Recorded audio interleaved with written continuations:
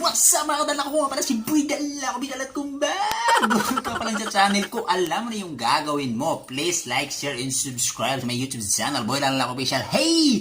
Panibagong araw, panibagong kalukuhan at panibagong vlog videos na naman gagawin natin ngayon mga kadanlakers. Kaya kung hindi ka pa ready, mag-ready ka na kasi ready na ako. Let's go, tara! Ay, dito pala.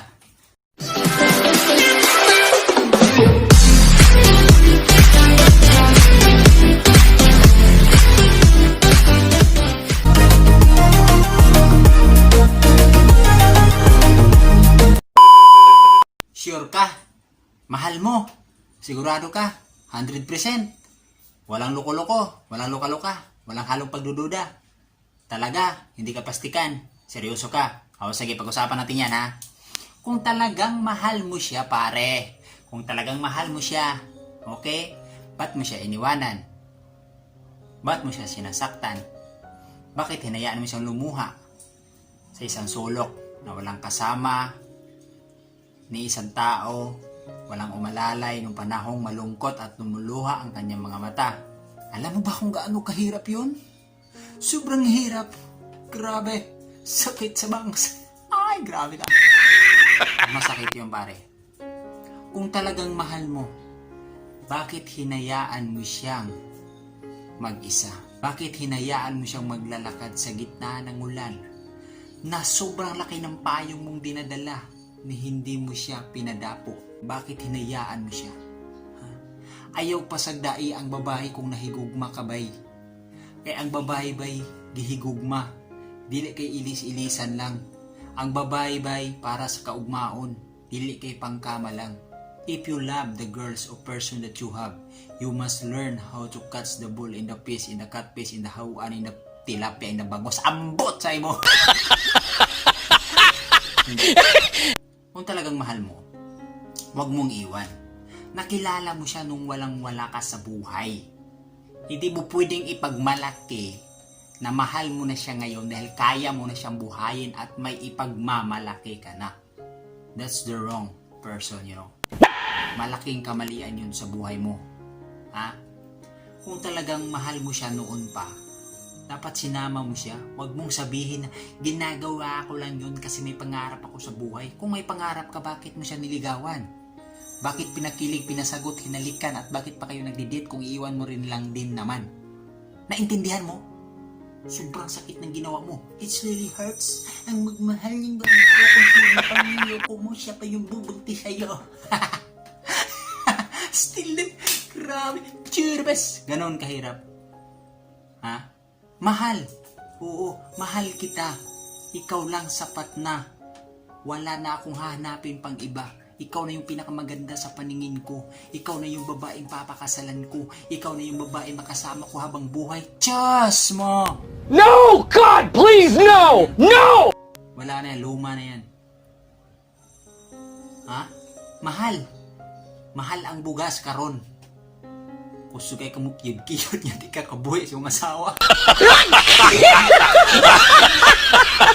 Ay, nako. Ha? Alam mo ba kung gaano kahirap yung pinagdaanan ng taong bigla mo lang iniwan mag-isa? Tapos ngayon nakamove on na siya. Ready na siya, nakalimot na siya sa'yo.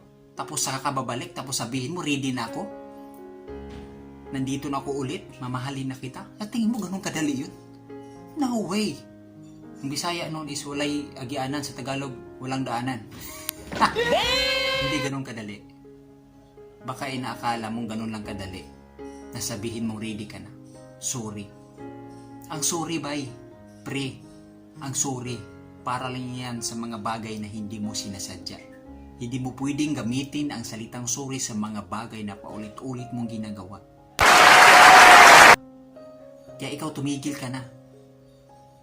Hindi ka gwapo, hindi ka rin pangit, sakto ka lang. Hindi ka artista, hindi ka si Piolo, at hindi ka si Coco.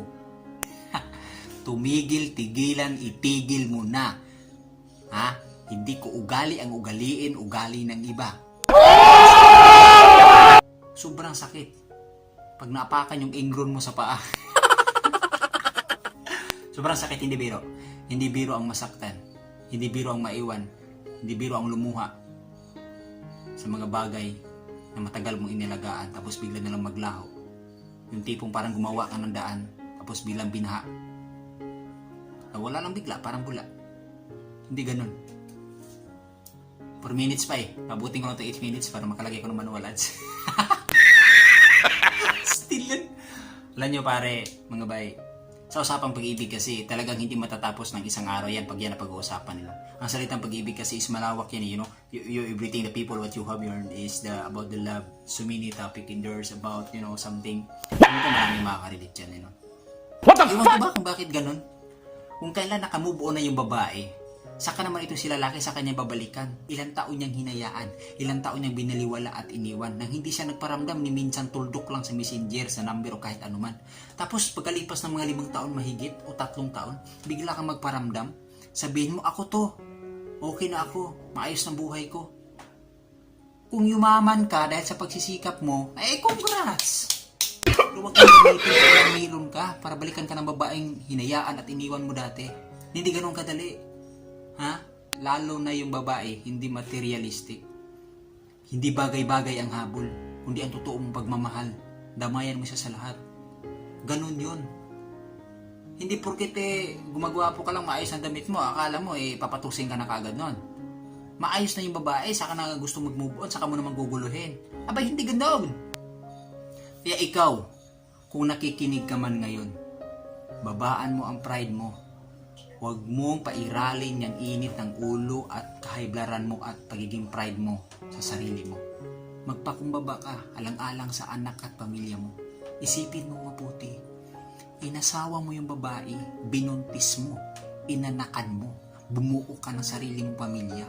Tapos wawasakin mo lang. Ganun lang din naman ang gagawin mo sa asawa at pamilya kung para mo na ring nilibing yung kalahati mong katawan sa lupa. Kasi, lalo na kung may anak kayo. Kasi yung kalahati ng katawan mo nandun na sa anak mo. Isipin mo lang mabuti ang kinabukasan ng anak mo. Yung asawa mo. Yung ginagawa mo hindi nakakatuwa. Kung sa tingin mo natutuwa ka, pero yung deep inside ng asawa mo masakit yun. Paano na lang yung ginagawa mo, kung gayahin ng asawa mo, kung gayahin ng taong mahal mo, sa tingin mo matutuwa ka? Hindi. Siguro isang subo mo ng kanin, hindi mo pa malunok yung ng isang buwan sa sobrang sakit. Kaya mag-isip-isip ka ng mabuti. Hindi sa lahat ng panahon na yung mga ginagawa natin ay nakakatuwa. Minsan may mga tao na tayo nasasaktan sa mga paligid natin.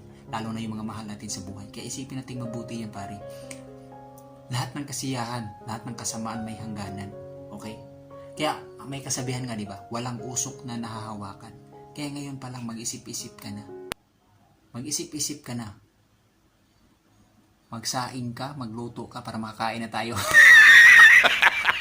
So, yun lang mga tanong. Maraming salamat sa inyong panunood. Alam ko walang kwentang vlog nito, natatawa kayo pero may kapulutan kayo ng aral. No, maraming salamat sa inyong mga kanalakers.